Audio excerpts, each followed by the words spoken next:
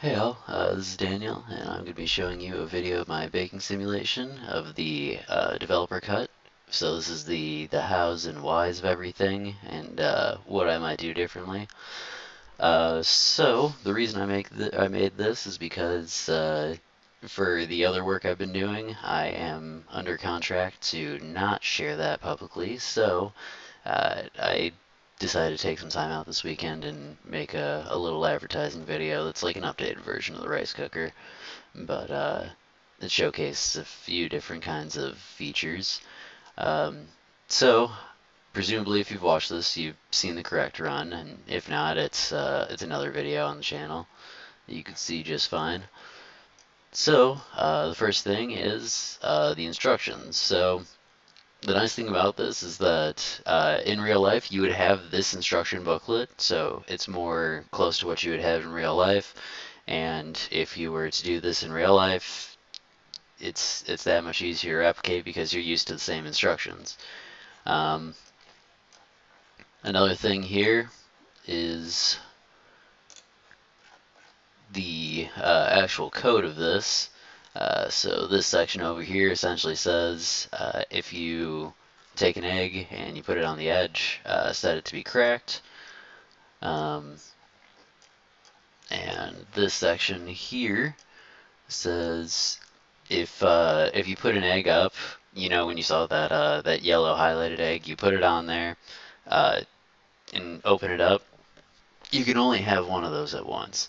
Um, I know I try to make things as modular as possible, but the reason I have that be a bottleneck is because I can reuse the same egg opening animation, which is also why sometimes it takes a few times. If I had built a separate one for each egg, I could do that, but honestly, I think that's a waste of space. And as you saw, the video is kind of laggy already because that's just the Quest capabilities.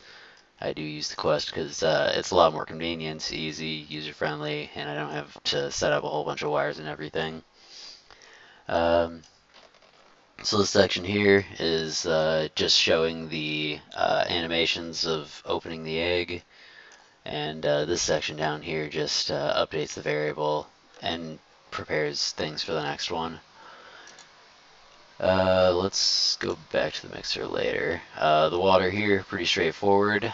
You turn on the faucet, water comes out, you put it underneath, water comes in. This part down here specifically says that if there's oil in it, don't fill it with water or don't empty it if you put it on the sink area. And similarly to the oil, you just put it over the container.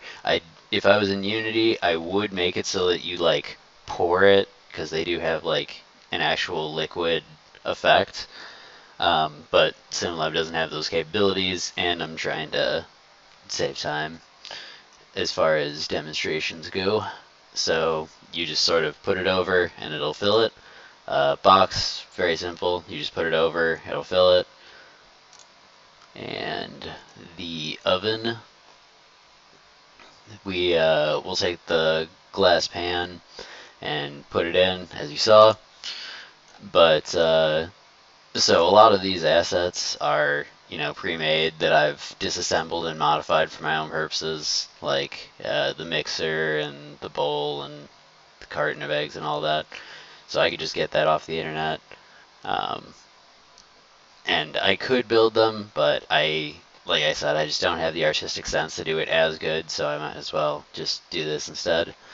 Um, but before this oven here was all one object and completely hollow, so I had to separate the door from the rest of it. So we pull that down and you can pull it up.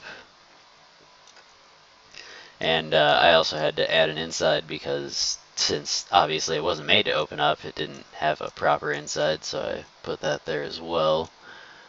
It did say I'd come back to the mixer, so for the mixer, if I was doing this in Unity, what I would do is I would have a hand mixer instead that you could pick up, and whenever you push the trigger, the beaters would spin, um, and then you would sort of spin it around the inside of the bowl. I would make little wavy particle effect thingies to make it look like it's being spun, and then it would change color just the same. So that's what I would change if it were made in Unity. Everything else more or less makes sense. No need to like make it so you can feel individual grain of egg. Like that's a level of realism that some people will go for, and I just don't think it's necessary.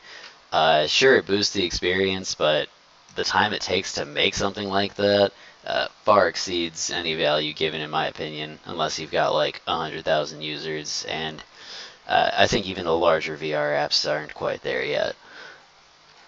Um,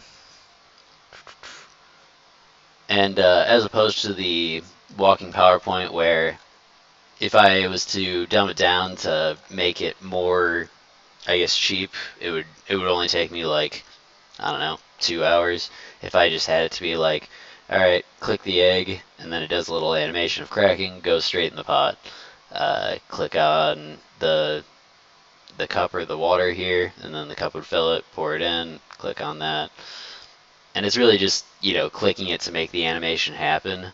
So that's what a lot of companies will try and do. But I think it's a good sweet spot to where it's only like 2 or 3 hours of extra work, and the value you get is significantly higher for that. So it's an effective cost versus benefit there. Yeah, so that's pretty much it. Thanks all for watching, and if you have any questions, by all means, feel free to contact me. If you'd like source files, I'm happy to give those as well.